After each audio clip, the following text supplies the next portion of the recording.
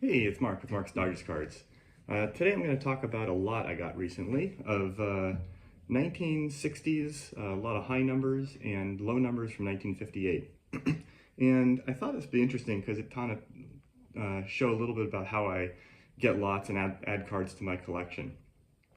This lot was described as mostly cards in the 500s, which is mostly high series, from mostly 1964, 65, low numbers from 58, and a smattering of ones from 60, 57, 59, and then 8 from 1966, which are the high numbers are pretty valuable from that year. The lot was described as an EX plus condition, and I got the lot it was being sold for $110, which I thought was a great deal. There's 97 cards in this lot. A few things about when I get lots. I looked at it and there were a couple Dodgers that were in there that I thought I could use to upgrade, and also I have a 1958 top set, and I thought that some of the low number cards possibly I could use to upgrade my set. I also thought that the value seemed great, and that I could do pretty well reselling some of it. A few things about this. One, when I see something described as EX plus condition, or any kind of condition, and it's being sold as a lot, and it's a seller that I haven't done a lot of transactions with, I sort of assume it's going to be maybe like a grade lower than described. That way I'm not disappointed, and that often ends up being the case. Sometimes I'm pleasantly surprised. In this case, it was pretty accurate overall. I would say probably the cards average in VGEX condition rather than EX plus condition, but there are some, especially the 1965s, that are really sharp. Another thing is that, so I'm going to go through them and then I'll end up comparing them in the future to the cards in my collection. I haven't gone through all my 58s yet. I think probably a couple I could use to upgrade, but most of them are actually, the 58s are actually probably more in VG to VGEX condition, so probably can't use too many of them. Anyway, one other thing I just want to mention is about how they're packaged. And I mean, when I buy a lot of cards, I would much rather it be sent in team bags or in a box or something like that. And I know some people prefer to have things individually put in top loaders or top loader, and sleeves. But to me, when I'm getting a bunch of cards, I'm just going to take them out again and inspect their condition. And I think sending things in a box that's packaged well does just as well as sending them in top loaders and sleeves. And then I don't have to waste all those not wasting all those top loaders and sleeves. It makes the packaging lighter. And also it saves the time of having to take every single card out of these top loaders and sleeves or other kind of sleeves and checking the condition, which I always want to do anyway. So anyway, that's just a little pet peeve, but this was a great lot. I'm pretty excited about it. And yeah, I'm just going to turn the camera around and show you some nice high number cards from the 1960s. All right, these aren't all high numbers. They mostly are. This one's not. This is a semi-star. This one's actually pretty good. Clem Labine from Brooklyn. And I'm going to go through these fairly quickly so we don't spend too much time on all of them. There's another really sharp 57 card, Don Gross.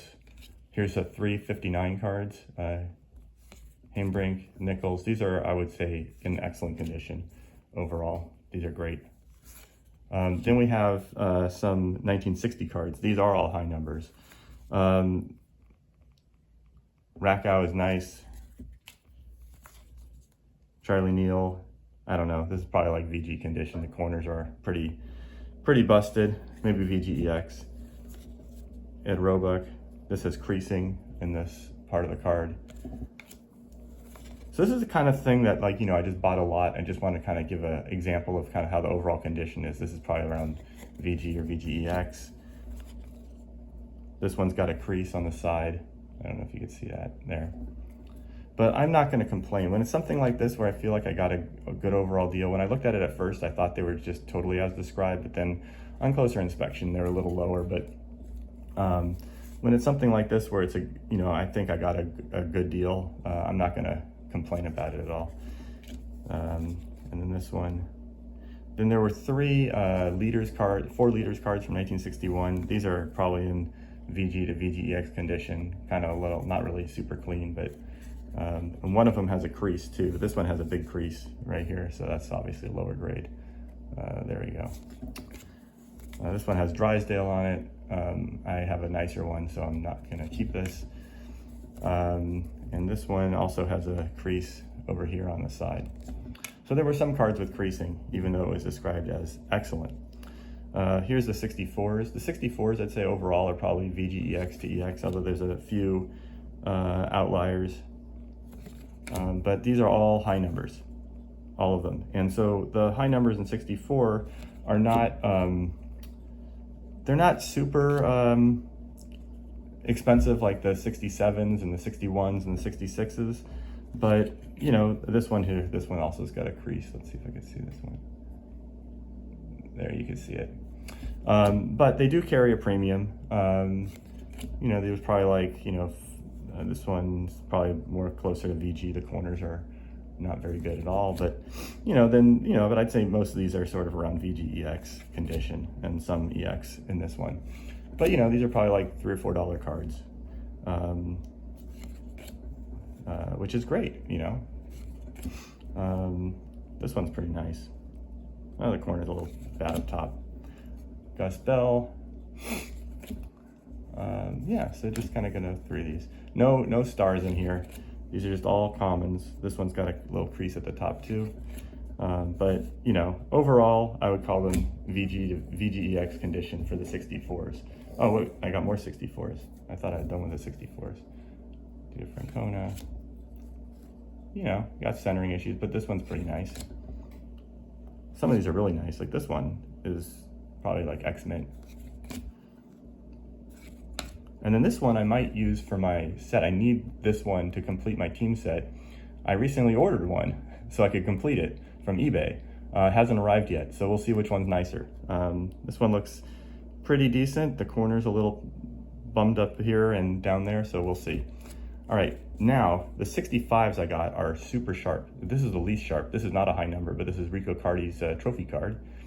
And I would say this is probably an excellent condition, maybe VGEX condition. But now, here come a run of really sharp cards. These I think are, I would say EX to near mint, some of these. This one's not, it's got a little corner issue, but a lot of these are super sharp. These are all high numbers, and they're also short printed high numbers. Now the 1965s again are not like the 66s or, you know, in terms of the high number value, but they do carry a premium and, you know, probably $5 cards or something like that. Maybe a little more. These ones are just so sharp. And there were multiples of some of these, but these are like really, really sharp. Look at this here. Corners, corners, corners. I mean, these are great. More, same thing. So a lot of multiples, but again, I mean, these are really, really nice. Here, let's get the rest of them here. Let's go through them. Yay. Clean surfaces, sharp corners, and this one is really great because this is Al Downing's rookie card, and this is the last card in the set, and this is in nice shape, and you know, this is probably like a, I don't know, maybe a $10 card or something like that, but really nice.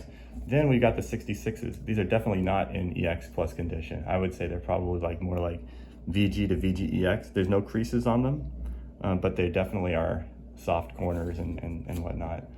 But again, the 1966 cards, the high numbers, do carry more of a premium. Yeah, top right corner holds this one back. So I'll probably be listing these in Facebook groups where I tend to sell my cards that I have when I buy lots. Probably just do a claim sale for high number cards. This one has a little wrinkle up top, so. But these cards are probably like $10 cards.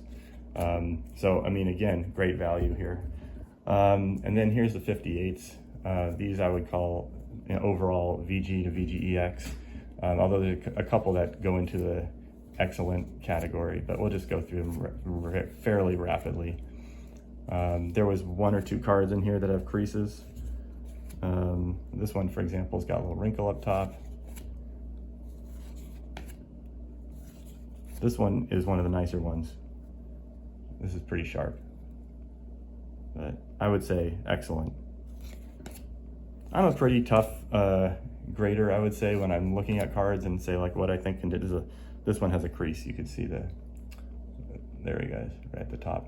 When it comes to, you know, raw cards, I try and think, you know, when I'm describing, I think, what would this get if it went to a grading company? And so I think a lot of times when people list cards in excellent condition, they're really like raw cards, they're really more like VG or VGEX.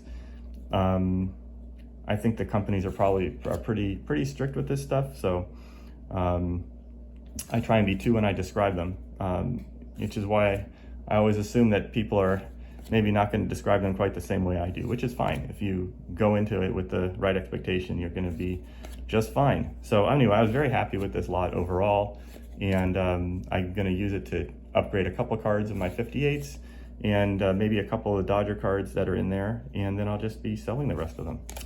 This one obviously has a massive crease. That is in poor condition. All right, that's what I got for you today, and thanks for watching.